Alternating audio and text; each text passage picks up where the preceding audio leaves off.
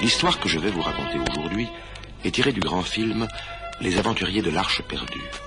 Vous suivrez cette histoire grâce à votre livre et vous tournerez la page lorsque vous entendrez claquer la longue lanière du fouet de cuir de notre héros. C'est bien compris? Alors commençons. Être archéologue, cela ne veut pas dire seulement collectionner de vieilles poteries ou étudier des fragments de pierres antiques. Pour Indy Jones, jeune professeur américain, c'est surtout la recherche de l'aventure à travers des contrées lointaines en quête de trésors cachés et inviolables. Ainsi, au début de cette histoire qui se situe avant la dernière guerre mondiale, Indy se trouve en Amazonie, au fond de la jungle. Il a découvert un temple antique qui abrite une statue sacrée en or massif. À l'instant où, avec 1000 précautions, il commence à la déceler, les murs de la grotte qui l'abrite se mettent à trembler. Indy comprend qu'il vient de déclencher un mécanisme secret prévu pour protéger l'idole. Des flèches partent des murs dans sa direction, et le manque de peu. Et puis soudain, dans un terrible fracas, un bloc énorme roule vers la sortie de la grotte. Indy a juste le temps de franchir le seuil avant que le rocher ne bouche définitivement le souterrain. Essoufflé, couvert de terre et de poussière, Indy, serrant contre sa poitrine la statue sacrée, se croit hors de danger. Hélas, il se voit soudain entouré de guerriers primitifs qui le menacent. À leur tête, un vieil adversaire, René Belloc, l'accueille en ricanant. Je vous attendais, professeur Jones. Je savais que vous parviendriez à vous emparer du trésor. Il est à moi maintenant. Vous gagnez aujourd'hui, Belloc, car vous êtes un lâche. Mais nous nous retrouverons. Après cette aventure, Indy a regagné son pays et s'est remis à ses études. Il reçoit un jour, à l'université où il enseigne, des envoyés du gouvernement qui lui demandent ce qu'il sait exactement de la légende de l'Arche d'Alliance. On dit que l'Arche d'Alliance était l'arche sacrée qui avait servi à transporter les 10 commandements. Elle avait de ce fait des pouvoirs surnaturels. On croyait même que toute armée qui l'emportait dans ses combats était invincible. Voilà pourquoi nous devons retrouver cette arche avant les agents nazis de Hitler. Ils sont à sa recherche. Mais ne vous affolez pas. Je sais que rien ne pourra se faire sans le médaillon mystérieux qui permet de déterminer l'emplacement exact de l'arche.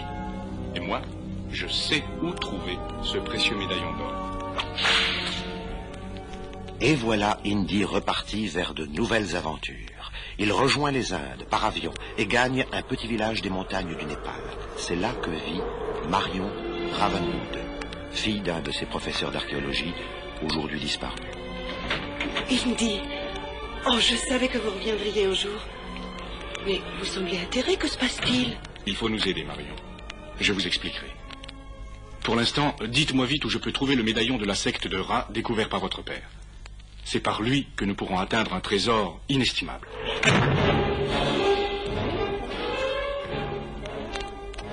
À cet instant, 4 hommes armés qui avaient suivi Indy font irruption dans le chalet. L'un d'eux, pistolet au poing, menace Marion.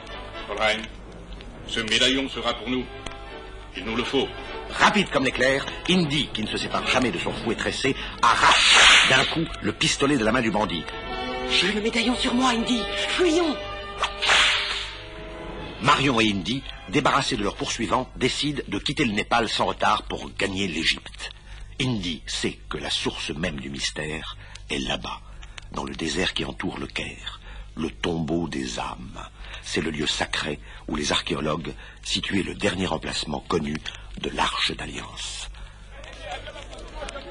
Au Caire, Indy et Marion retrouvèrent l'un de leurs amis égyptiens, homme loyal et courageux, qui portait le nom de Salah. Les nazis se sont déjà mis au travail ici. Les fouilles les ont déjà conduits à une chambre enfouie sous terre depuis l'Antiquité. On l'appelle chambre des cartes.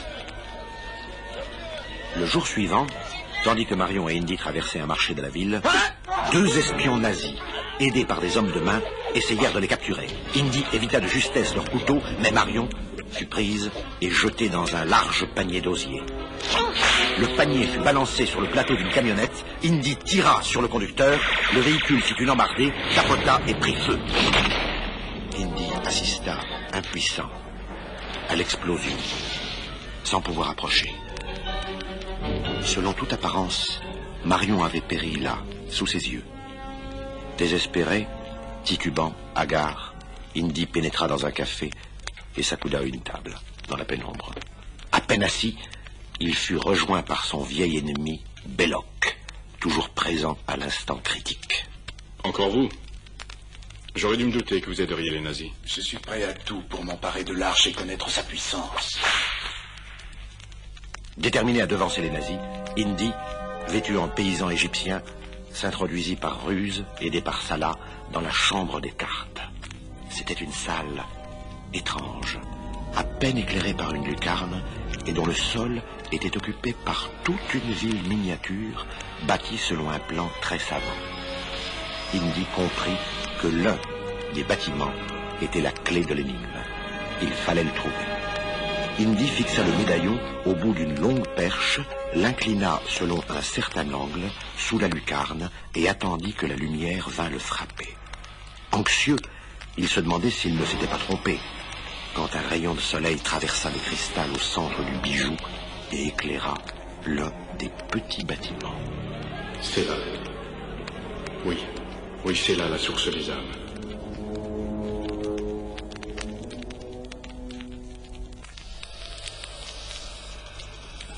Indy fit appel à Salah et ses aides. Après avoir creusé fiévreusement, ils soulevèrent une lourde trappe et aperçurent en contrebas une pièce souterraine plongée dans l'ombre. Salah, regarde. Il y a quelque chose qui bouge en bas. Des serpents, Indy. Très dangereux. Nous allons lancer des torches pour nous ouvrir le chemin et éloigner les reptiles. Des serpents? Il ne manquait plus que ça.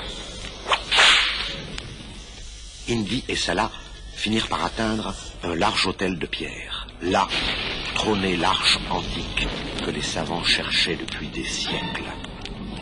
Aidé par Indy, Salah hissa le précieux trésor hors de sa retraite. Mais avant qu'il ne pût remonter à son tour, Indy entendit une fois de plus la voix de Belloc. Ce qui t'a appartenu un bref instant, Jones, est à moi maintenant. Indy, fou de rage, vit au-dessus de lui le visage de Belloc. Autour de lui, des soldats nazis. Faites descendre la femme et fermez la trappe. Indy reçut Marion dans ses bras, car c'était elle que Belloc venait d'enfermer avec lui. Marion, je vous croyais morte. Je sais, mais ils avaient fait l'échange des paniers au marché pendant la poursuite. Indy, qu'est-ce qui bouge là autour? Des serpents!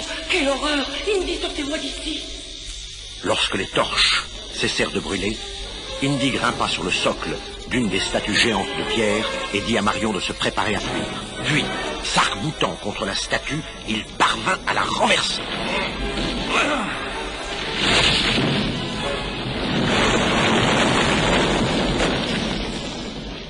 En s'écroulant, le géant de pierre ouvrit une brèche dans le mur de la pièce. Sans plus attendre, ils se précipitèrent au dehors. Ils se retrouvèrent sur un terrain d'aviation, aménagé par les nazis. Un avion se tenait prêt à décoller aussitôt que l'arche serait chargée. Indy attaqua le pilote. Des coups de feu crépitèrent. Une balle perdue perça le réservoir d'essence. L'avion explosa. Belloc donna immédiatement l'ordre de charger l'arche sur un camion qui démarra aussitôt. Sans hésiter, Indy enfourcha le cheval d'un des aides égyptiens et partit au galop à la poursuite du camion. Marion, rendez-vous au port avec Salah. Je dois rattraper l'arche.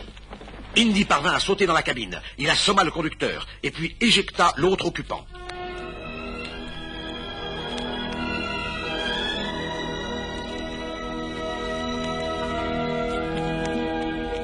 Bientôt, arrivé au bord du Nil, Indy retrouva Salah, qui avait déjà préparé leur départ, à bord d'un bateau ancré près de la rive.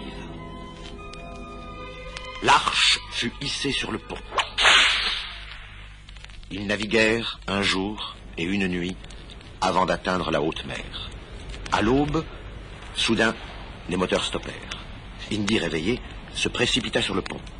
Il vit que le cargo avait été arraisonné par un sous-marin nazi. Dissimulé derrière un amas de cordage, il assista au chargement de l'arche à bord du submersible. Marion, prisonnière, quitta aussi le bord sous escorte. Au moment où le sous-marin commençait sa plongée, Indy se jeta à la mer et parvint à se glisser dans une tourelle sans être vu des nazis. Le sous-marin atteignit bientôt une île voisine. L'arche fut déchargée et transportée à l'intérieur des terres. Indy assomma un nazi. et s'empara d'une arme puissante qu'il braqua sur l'escorte, conduite par Belloc. Relâchez Marion, Belloc. Je détruis l'arche immédiatement. Belloc se retourna en souriant. Vous ne détruirez pas un pareil trésor, professeur, je vous connais. Indy comprit que Belloc avait raison. Il se laissa capturer. Marion et Indy furent conduits sur une hauteur et ligotés dos à dos à un poteau. L'arche fut placée à quelque distance de là, sur un autel de pierre. Marion, je vous en conjure, quoi qu'il advienne, ne regardez pas l'arche. Fermez les yeux très fort. Alors, Belloc, inconscient, fit déceler le couvercle de l'arche et le souleva. Ébahis, les soldats nazis virent surgir des silhouettes fantomatiques qui émergèrent de l'arche et se mirent à flotter dans le ciel incandescent. L'arche s'illumina d'une clarté fulgurante. Des éclairs de feu fusèrent. Tous les assistants, groupés autour de l'arche, furent transformés en torches vivantes. Un vent brûlant s'échappait de l'arche. Puis soudain, la tempête cessa. Le couvercle se rabattit et tout redevint calme. Seuls Marion et Indy étaient encore en vie.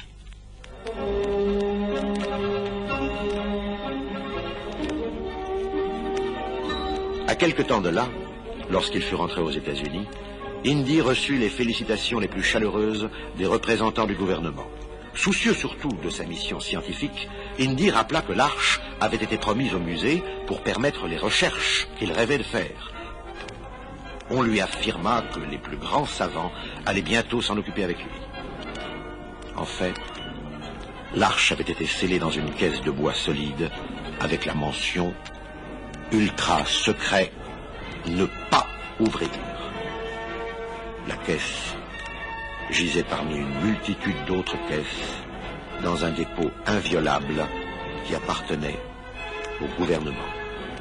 Une nouvelle fois, l'arche était retournée pour des siècles à la poussière du temps.